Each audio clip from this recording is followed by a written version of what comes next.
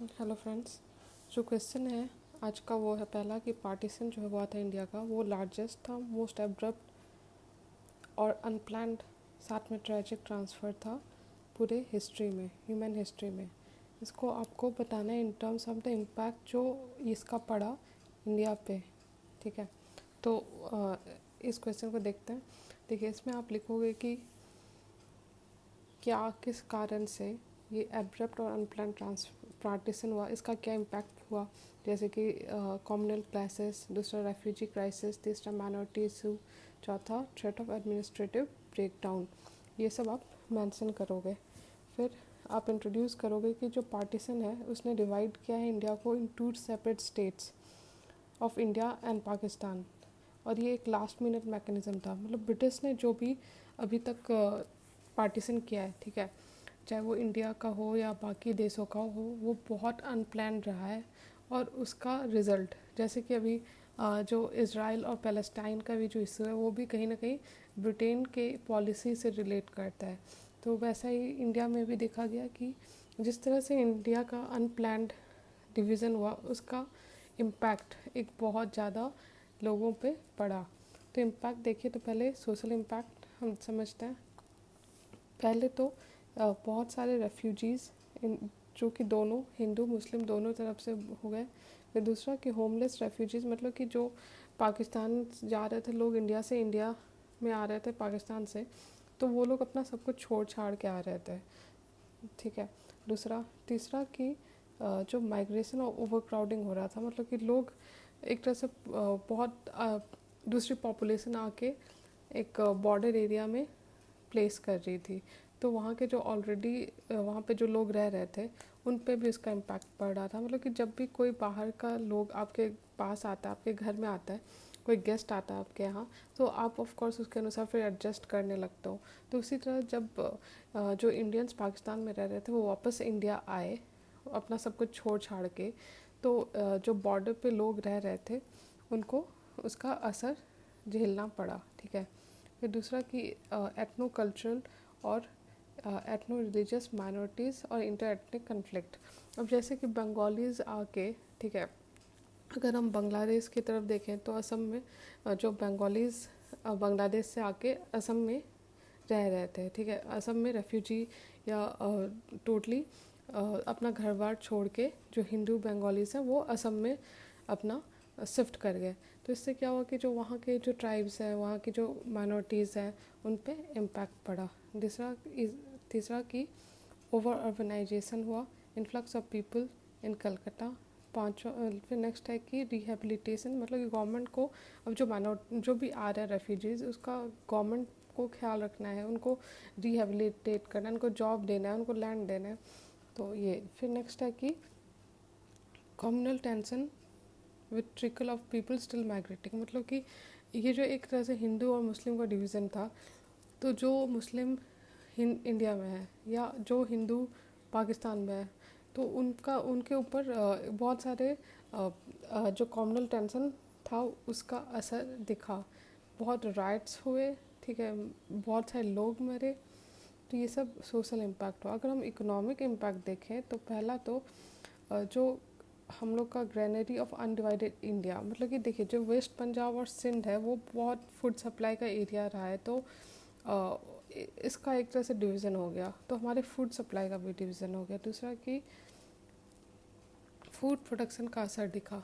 हम लोग को इंडिया को मतलब कि जो खाने का अनाज था वो भी कम पड़ रहा था। ये हमारा ग्रीन रिवॉल्यूशन तक रहा कि हमारे पास अनफ अनाज नहीं था खाने को, हमें इंपोर्ट करना पड़ रहा था। लेकिन आफ्टर ग्रीन रिवॉल्यूशन हमारा ये प्रॉब्लम सॉल्व हुआ। तीसरा कि इंडस्ट्रियल सेक्टर ने भी सफ़र किया। देखिए, जो कुछ इंडस्ट्रीज़ हैं जैसे कि कॉटन हुआ, जूट इंडस्ट्रीज़ हुई, तो उनका जो रॉ मटेरियल था वो आपका पाकिस्तान में चला गया। तो ऑफ कोर्स अब इनके पास रॉ मटेरियल नहीं होगा तो इंडस्ट्रीज़ कैसे होंगी। फिर चौथा कि आपका कि स्किल्ड वर्कर्स एंड आर्टिजन्स व people of the Muslim community, ये भी एक है कि आपका जो वर्क फोर्स है, जो लेबर फोर्स था, वो उसका भी डिवीज़न हुआ। और ये एक अनप्लान्ड डिवीज़न था तो उसका असर दिख रहा था। जैसे कि 80% जूट प्रोडक्शन जो था वो ईस्ट पाकिस्तान चला गया। और इंडस्ट्रीज जो थे वो हमारे बंगाल में है, तो अब इसको रॉ मटेरियल कहाँ से मिलेगा। अब नेक्स्ट है कि जोग्राफिकल इम्पैक्ट देखें अगर, तो आप देखोगे कि जोग्राफिकली एक तो टेरिटोरियल रिसोर्स, मतलब कि फर्टाइल एग्रीकल्चरल लैंड हो गया, या jute crops, forest land, mangrove forest, इसका भी डिवीज़न हो गया। दूसरा कि जो वाटर रिसोर्स है, अब आप जो जैसे गंगा है, ठीक है, वो बांग्लादेश जाती है, बांग्लादेश में भी जाती है। इंडस है, वो पाकिस्तान जाती है।